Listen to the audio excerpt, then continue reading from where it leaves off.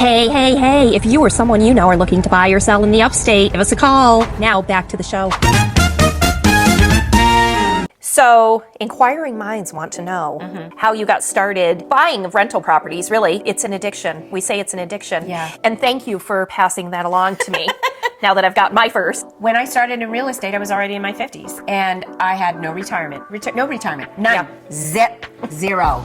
And I thought, what am I going to do? Well, I could take my calculator and go, well, if I'm this old and I need this much money by the time I retire, that means I have to save $500,000 a year, something ridiculous. I'm just making that up. Yeah. So I got the wheels rolling, and I thought, well, what if I bought some rental houses and I used that rental income in place of me? I don't have time to start retirement. It wouldn't make me enough. Does that make sense? Maybe some people would tell me differently, but at the age I am, I didn't think I could make it. So what I started doing was, and I would sit around in my free time and kind of play around. Okay, if I had this many rental houses, and I told myself, I need this much money a month coming in so that I can retire. What I did was I started mapping out how many houses I would need and how much the rental income would be, right? Or the difference if I had a mortgage. The very, very first house we bought,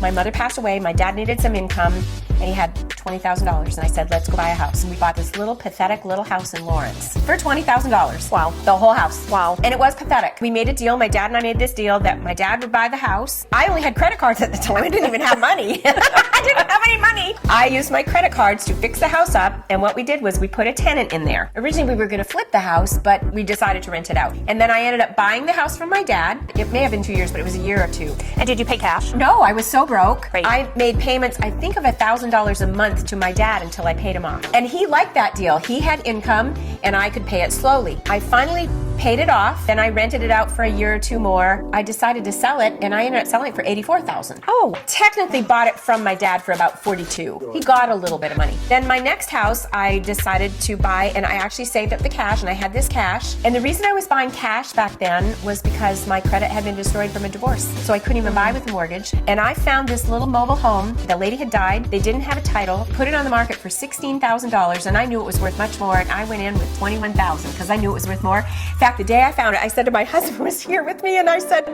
we have to go right now and see this house, right now. We jumped in the car. He was like, what hit me?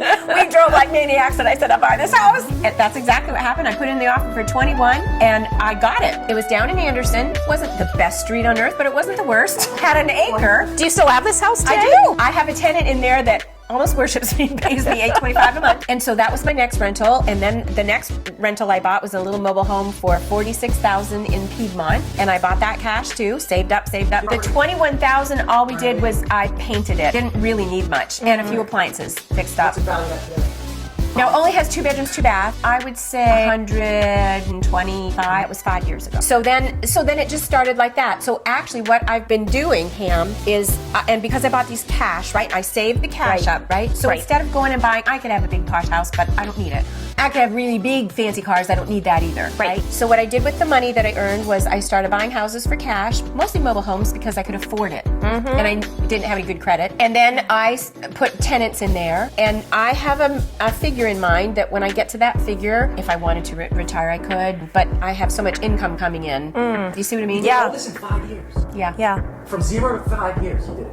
Yes. I've probably been buying maybe 3 a year. I would say the average price, if I looked back on it, was somewhere between $50,000 and $75,000. Yes, although we still can find good deals, like the house today, Right. it's $100,000. Right. But although we're going to flip that And one. then there's another one for $55,000. So that one doesn't come with the land, but it's a really good deal. It's still a really good deal. You rent Yes, the land? yes, you rent the land. How close are you to the retirement number? Close. I'm way You're not there. allowed to retire. I'm way there, but I have a number I want to hit that's in my mind. I think the key is to deny yourself on the big house trips. Hey, if you or someone you know is looking to buy or sell in the Greenville Upstate area, we are the team that you need to help you find your dream home. Give us a call.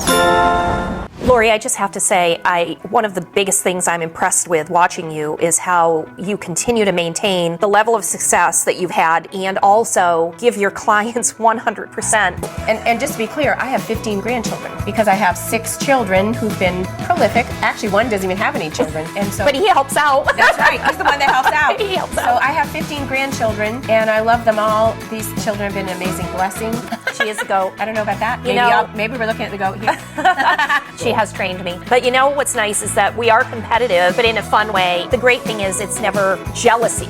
It's just competitive and fun. Like, if she's like, oh, I just got this or I'm doing that, I'm like, oh, I gotta catch up. It pushes me. And you know, I hear her, we're talking on the phone, you know, at 9 o'clock at night, and the kids are saying, oh, Mimi, will you snuggle me? Will you hug me? Will you hold me? Sure, absolutely. Snuggling them, loving them, and we just stop. We just stop. It's a time and a season in her life right now where we get to work together more because she's got other obligations that she needs more help. Everything we do is God honoring. And when you put God first, everything comes together. What's so amazing is Pam was saying, I don't have anything. And then all of a sudden she's gotten all these deals that just, it comes out of there. Oh, well, hello. Hey. Hello, lover.